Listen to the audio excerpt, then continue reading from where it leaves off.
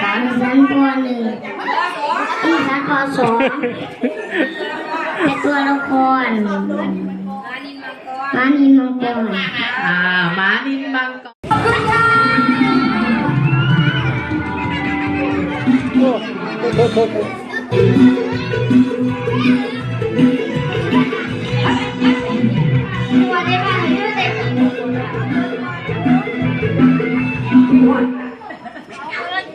ด้วยนะระวังจงกระเบนหลุด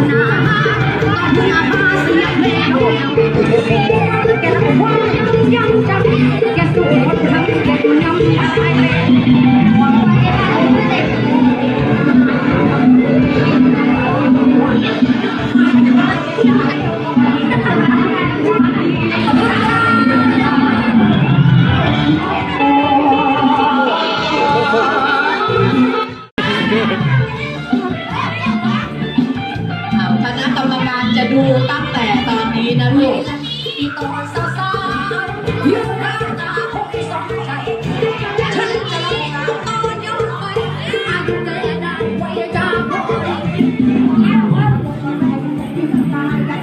Thank you.